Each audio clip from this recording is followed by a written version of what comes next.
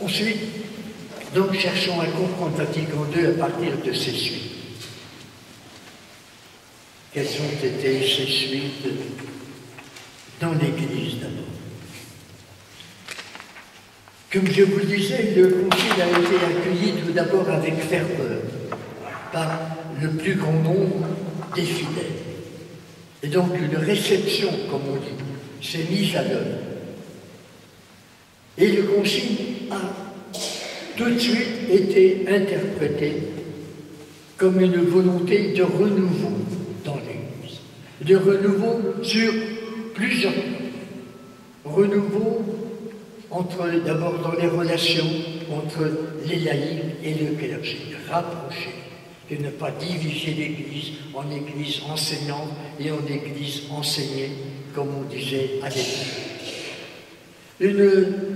Un désir d'écléricalisation du style pastoral, avoir des relations simplifiées. On se réjouissait que la liturgie allait pouvoir se faire dans la langue, les langues que l'on parle dans le pays, et pas uniquement dans les langues mortes, c'est-à-dire pas uniquement en latin. On se réjouissait d'avoir des Eucharisties un peu désacralisées. Je dis un peu, je ne peux pas dire totalement retirer du sacré, bien sûr, mais plus convivial, plus fraternel. Ainsi, on a vu l'atmosphère des églises qui changeait. Auparavant, notamment en ville, vous voyez les chrétiens, avant le Concile, les chrétiens entraient dans les églises, ne se saluaient pas, ne se connaissaient pas. On faisait le silence, on sortait en silence. Il n'y avait pas eu vraiment de rassemblement fraternel. Vatican II a introduit incontestablement un changement sur ce plan-là. Alors, on peut parler de désacralisation, en ce sens que les gens s'accueillaient dans l'Église, se parlaient, se saluaient, s'adressaient la parole. Bon, et même prenaient la parole parfois au cours de la messe, à l'occasion des prières universelles. Donc une simplification. Et puis aussi, la catéchèse s'est rapprochée de la Bible et de l'Évangile. Il y a donc eu une volonté de changer beaucoup de choses. Il y a eu des excès, oui. C'est incontestable. Il y a eu des excès qui ont entraîné des conflits. Et donc, assez tôt, est venu un conflit entre des chrétiens restés attachés aux formes traditionnelles de la liturgie, restés attachés au caractère sacré des célébrations religieuses. On appelait les traditionnalistes ou les conservateurs.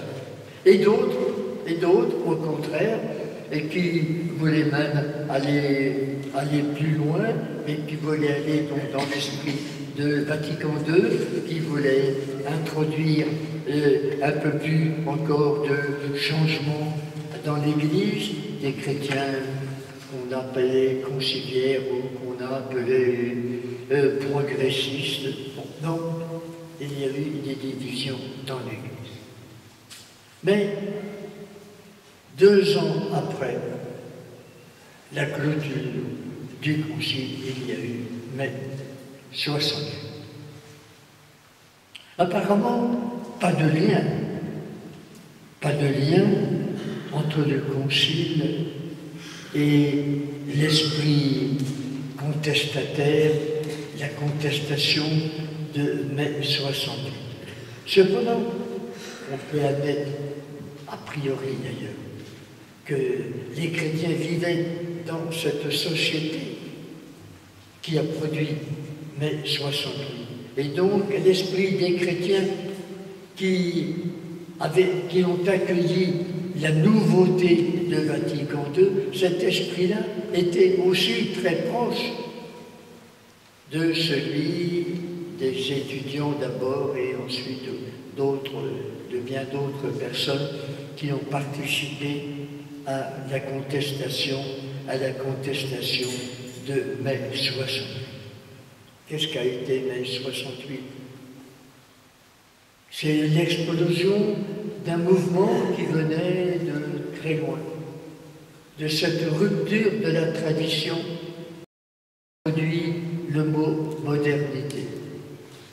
Et il faudrait savoir que le mot moderne est apparu pour la première fois au XIVe siècle dans l'expression la dévotion, je le dis en latin, mais c'est facile à comprendre, la dévotion moderne, qui était un mouvement de laïcs qui voulait aller à Dieu directement, sans être toujours obligé de passer par l'intermédiaire des prêtres, des rites, des cérémonies.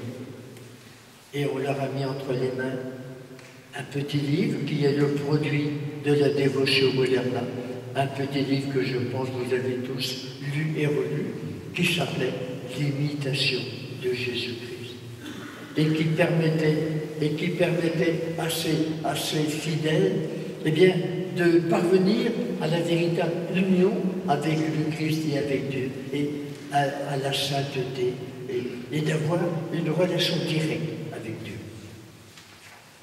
Donc, on peut dire que la modernité a été l'éclatement de la tradition. Auparavant, toute la science était censée venir de la tradition.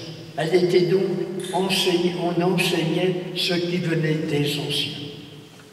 Et on enseignait avec autorité. C'était le passé qui faisait autorité.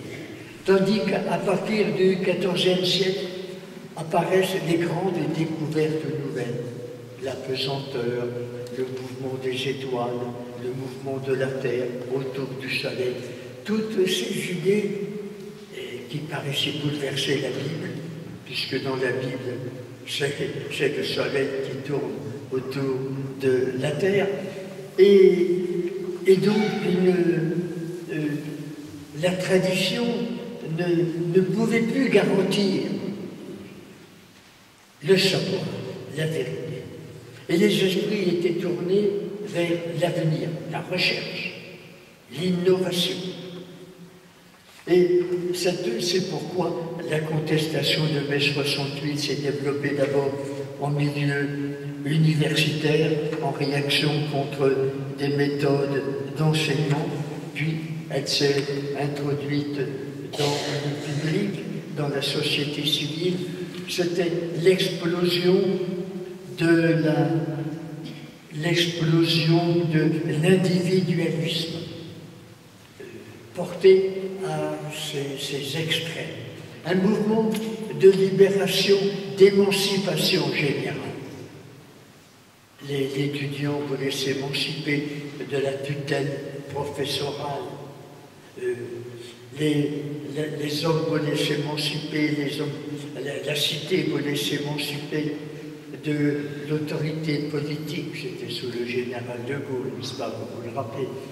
Les enfants voulaient eux-mêmes s'émanciper de l'autorité de la famille, de la tradition de la famille. C'était un peu tous les liens de la transmission qui éclataient. Depuis cela, Vatican II. D'où réaction à l'intérieur de l'Église. On va vouloir restaurer l'obéissance dans l'Église, restaurer la tradition, restaurer le sacré. On peut admettre donc qu'il y a eu interpénétration entre l'esprit du Concile et cet esprit de contestation venu de mai 68, qui était, mais venu de beaucoup plus loin. C'est tout un mouvement de civilisation.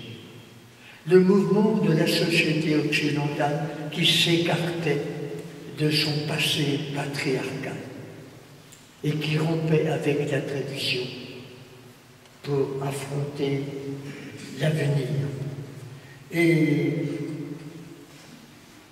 on ne peut pas, Vatican II a participé à ce mouvement-là, en ce sens que le pape d'abord, et les évêques, les fidèles, se sont rendus compte qu'on avait affaire à un monde nouveau et que pour ce motif, l'Église aussi devait présenter un visage nouveau à ce monde, parler un langage nouveau, d'où la consigne qui fut donnée à l'Église par Vatican II, c'est d'aller au monde.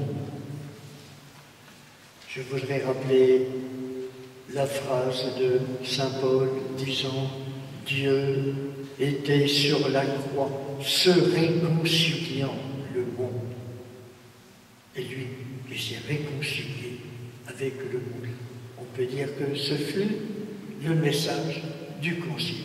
Et maintenant, donc, qu'allons-nous faire de ce message du concile? Voilà, ce sera la troisième partie.